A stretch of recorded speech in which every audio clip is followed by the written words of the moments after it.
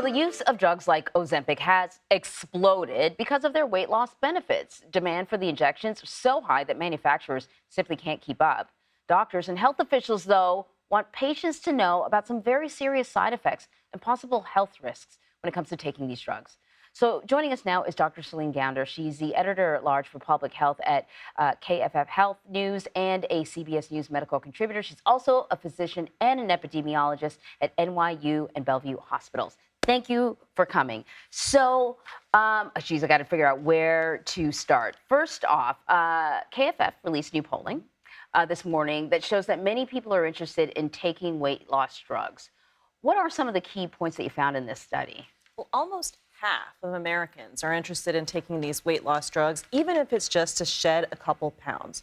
But once you tell them, hey, your insurance might not cover it, oh, the FDA has not recommended all of these drugs for weight loss, and there might be significant side effects, the interest drops dramatically. Because I think people just see it sort of as an easy fix, but you always have to pay some way or another, whether you're paying in your money or paying some other way. We will get to the possible side effects, but I want to ask you about this. University of Texas, they are ending their insurance coverage when it comes to these drugs, and they basically said it's costing us so much, and the drugs are just emerging. We don't know where they're going to go in another 5 or 10 years, and we don't have the money for it.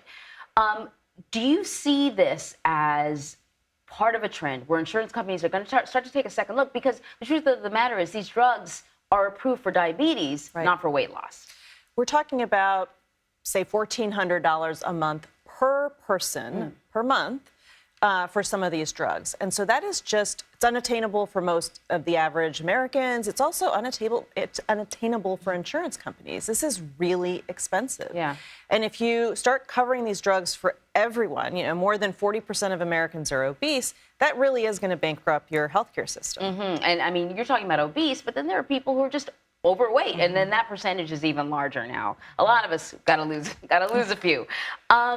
The makers of Ozempic, so this is like a subcategory of health news now, right? We're just doing like these weight loss drugs as a subcategory of health news.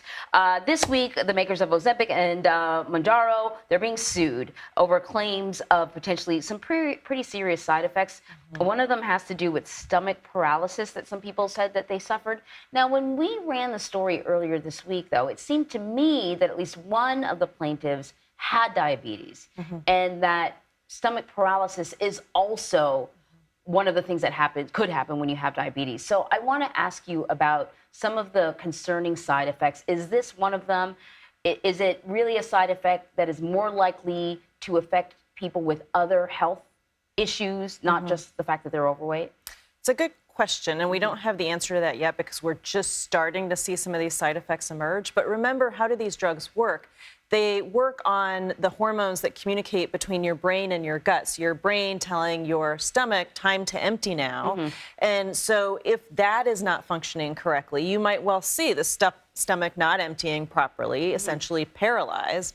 As you know, diabetes can also cause some problems in this way. So it's at this stage very hard to sort out. Is this the diabetes? Is this the drug? Is it something else? So people need to know, though, you might lose the weight, but you might end up with another health complication to add to whatever you were struggling with before. Right, just like we've seen the possible association of suicidal thoughts, suicide with these drugs. Is it because of the drugs? Is it the obesity itself, perhaps, that's causing these suicidal feelings? We don't know the answer to that yet.